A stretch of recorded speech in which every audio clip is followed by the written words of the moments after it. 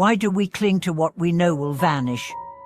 Why do we suffer when everything in this world has always been changing? Welcome back to the channel. I'm grateful you've joined me today, because this topic, the reality of impermanence, is one that touches each of us more intimately than almost any other. Whether we acknowledge it or not, everything we experience is infused with the truth that nothing lasts. Today, we'll explore how to respond to impermanence in a way that doesn't lead to fear, denial, or despair, but instead becomes the gateway to genuine insight, transformation, and inner peace. For the timeless wisdom of Shechen Rabjam Rinpoche, we'll learn how this truth, though difficult to face, is not an enemy, but the most honest teacher life has to offer. So many people spend their lives trying to avoid the subject of change. They hold on to youth, relationships, wealth, and identity with clenched fists, hoping to freeze what is, terrified of what might come. But the more we resist impermanence, the more we suffer. Because the nature of life is flow. Everything that begins ends. Every breath we take fades into the next. Every moment dissolves before we can grasp it. This isn't a flaw in reality. It is reality. Yet within this truth lies a powerful opportunity. The teachings of Shechen Rabjam Rinpoche invite us not to run from change, but to see it clearly. Not as something to fear, but as a lens that reveals the preciousness of each moment. Think of a rainbow. Its beauty lies in its transience. You don't try to catch it. You simply behold it, knowing it will pass. What if we could live this way? What if we could love with open hands, work with dedication, but not attachment, serve with full heart, yet not cling to outcomes? This is not detachment in the cold sense. It is intimacy with truth. When we accept impermanence, we are free to meet each moment as it is not how we wish it to be. We're able to give our best without being destroyed by failure or inflated by success. The reason impermanence creates suffering is not because of change itself, but because of our resistance to change. We want to freeze what is pleasant. We want to speed up what is painful. But life moves at its own rhythm. The path of awakening is learning to move with it, not against it. Let's make this more personal. Have you ever watched a loved one grow old? Have you stood at a graveside, held the hand of someone slipping away, lost a job, a friendship, or even your sense of identity? These are not theoretical experiences. They cut to the bone, and when they come, your philosophies crumble. Your cleverness disappears. You're left only with your breath and the rawness of truth. This is why Shechen Rabjam Rinpoche urges us to contemplate impermanence daily, not to make life morbid, but to make it luminous. Because when you truly understand that every encounter might be your last, you begin to listen differently. You speak with more kindness. You forgive more quickly. You cherish the ordinary. You stop postponing your life. Impermanence becomes your alarm clock, your compass, your mirror. It tells you, do not wait to awaken. This moment is all you have. And when you hear that message, not just with your ears, but in your cells, you start to live with depth. You stop seeking distraction. You begin to examine your habits. You ask, what am I doing with this breath? What am I creating with this day? Who am I becoming through my choices? These are not abstract questions. They are urgent, vital, alive. And when you answer them honestly, something begins to shift. Not externally at first, but deep within. Your priorities realign. Your cravings soften. Your bitterness dissolves. And in its place, clarity arises. Clarity about what matters and what doesn't. Clarity about who you are when everything you've clung to falls away. Because impermanence strips us. It strips away our roles, our illusions, our excuses. It strips away the scaffolding of false identity. And that is where the true self begins to emerge, not the self of ego and labels, but the self of awareness, of stillness, of presence. This is why the great masters are not afraid of change. They walk into loss not as victims, but as students. They watch their bodies age with gratitude. They face death not as an end, but as a return, because they have trained their minds to see clearly, to accept reality on its terms, not theirs. And in that clarity, they find peace. Not because the world stops changing, but because they stop resisting it. This peace is not passive. It is radiant. It flows through every action. It touches others. It steadies communities.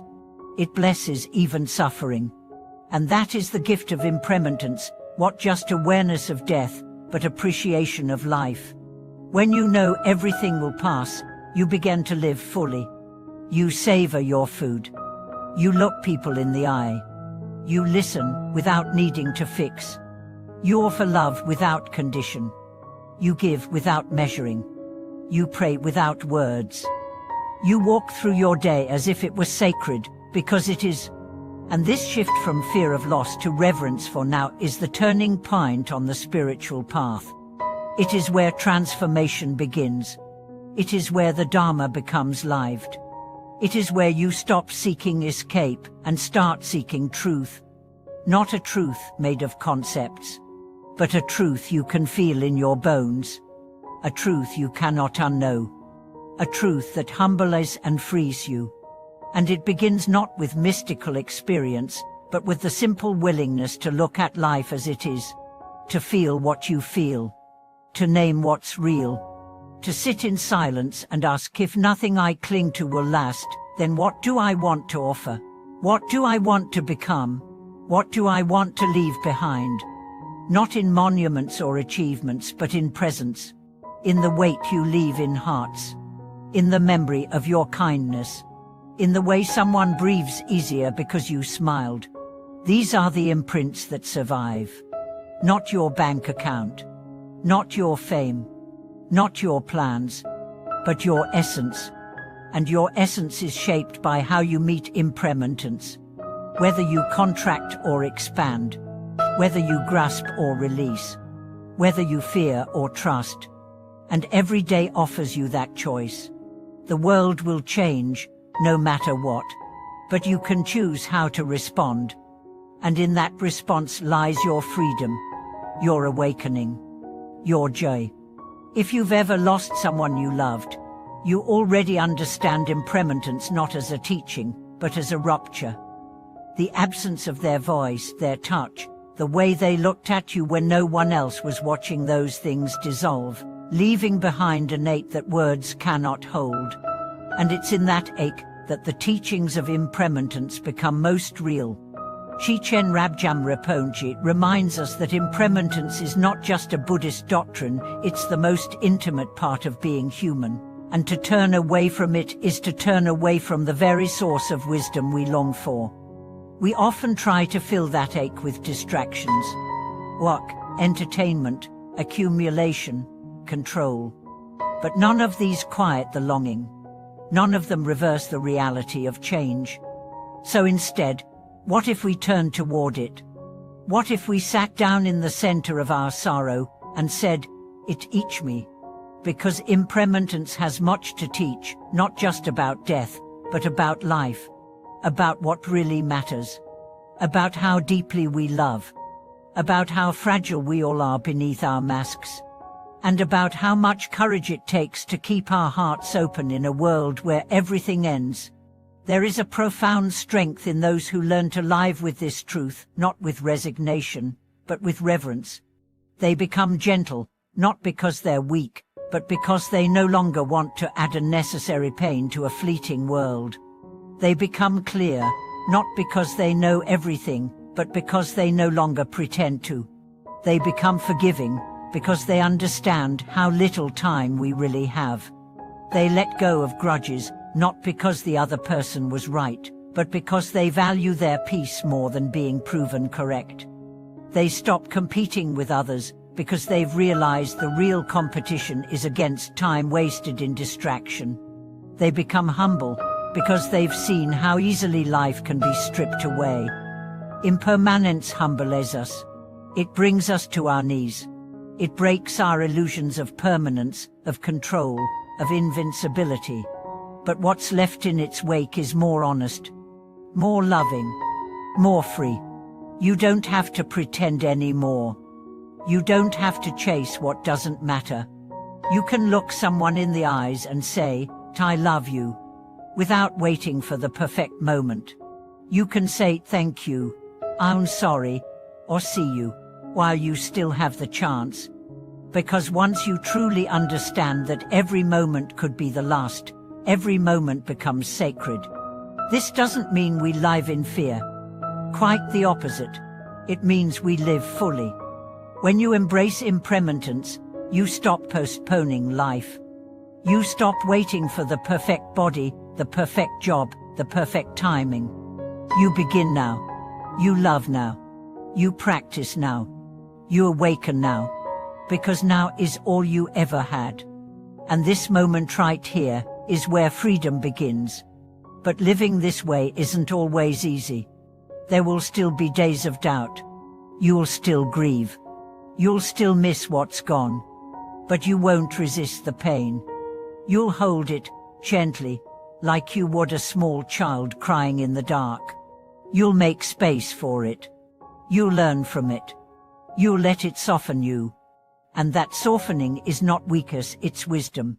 It's the wisdom that arises from living close to the ground of life.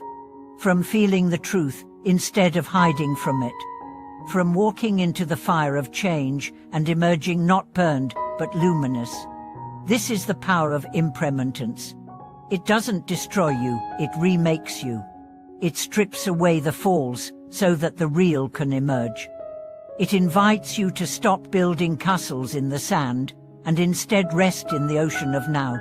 Because everything you cling to will vanish, but everything you give with sincerity that remains. The kindness you offer a stranger, the forgiveness you grant to yourself, the silence you honor act on, the courage to speak your truth, the prayers you whisper when no one's listening. These are the offerings that outlast form. These are the legacies not carved in stone, but in spirit. And this is what Shechen Rabjam Rinpoche so gently reminds us, that when we live aligned with impermanence, we stop trying to dominate life, and instead, we collaborate with it. We become co-creators, not controllers. We learn to dance, not dictate. We learn to bow, not to boast. And in that bowing, we rise. Not with ego, but with grace. Because in surrendering to the flow, we discover the strength we never knew we had.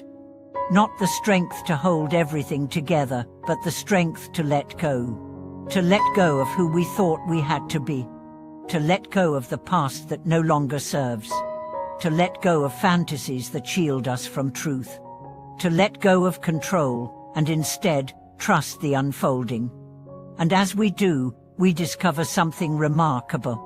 That the very truth we feared, impermanence, is the gateway to the peace we longed for. Because when nothing is guaranteed, everything is a gift. The breath you're taking now, the bird outside your window, the warmth in your hands, the person beside you, the silence between words.